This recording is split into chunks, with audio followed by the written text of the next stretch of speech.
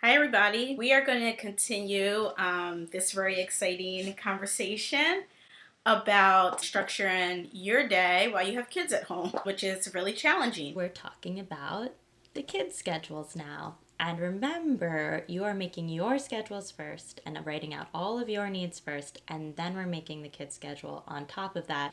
And yes, some of the kids' needs are potentially going to supersede your needs, but remember, it is really important to know when that is happening. One of the main things for the kids with planning is to be flexible with your plan. When you have kids, as we all know, things don't always go as planned. So flexibility and responsiveness in your structure is essential because kids change day to day, their needs change day to day, and also they change and grow over time. And something that might have worked for a little while might stop working as they grow and as they change and as the world changes and as we change. This year, Deli schedule that we used was actually a schedule that another teacher had implemented, found effective. And so we just continued that same schedule and we just made some tweaks to it as we saw that it was needed. It changed a lot. We tweaked it based on our access needs, the needs of the children's preferences, requests from parents. There's sort of this balance, right? We have structure, we have predictability, and then we can change it. But when we change it, we do it explicitly.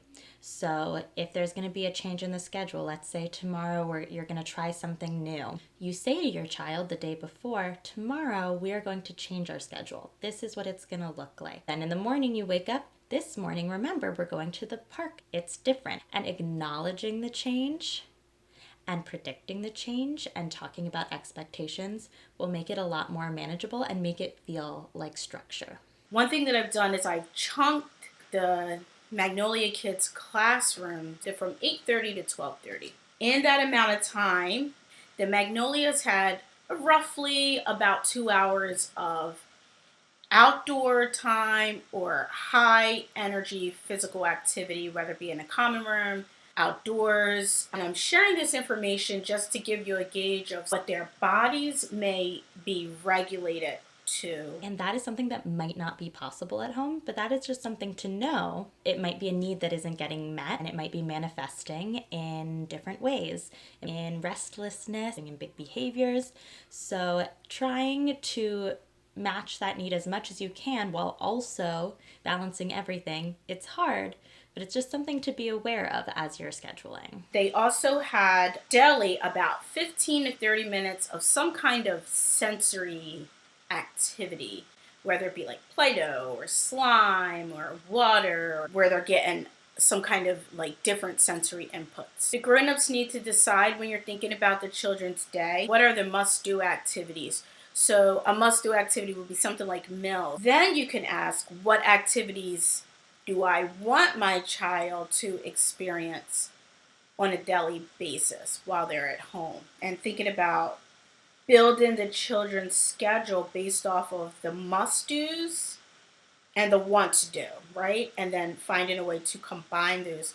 Think about each task and the action steps that you need to take to implement and complete that task. And this is a great time where a really fun thing to do is to include the children in this process. You can delegate fun tasks to the kids that will keep them busy, but also give them a responsibility so that they feel like they're part of this team too. A part of the day that will hopefully help you as adults get what you need to do done is independent time. And you can name it independent time, you can name it solo time, you can name it whatever you want. And again, being explicit about what that is, about what that means. And kids can maybe have 3 options for solo time: building, solo reading, watching TV, whatever it is. You lay those out and you say, this is a time where you are going to be playing by yourself. And this is the timer for the time. Timers are really helpful, especially visual timers. You can put one on your phone. There are apps that you can download, and it says for 15 minutes, for 20 minutes, however long you think that you need and your child can handle. This is your time that I'm going to be doing my work.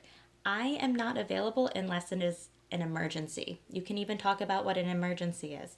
If you are hurt, if you are crying, if you have an accident, those are times I am here for you and I can take care of you. But right now, it's really important that you work hard at taking care of yourself. And you can say, this is a big responsibility. This is a challenge. Challenges are always more fun. Let's see if you can do the whole 15 minutes. And starting out smaller and then increasing the time will help a lot.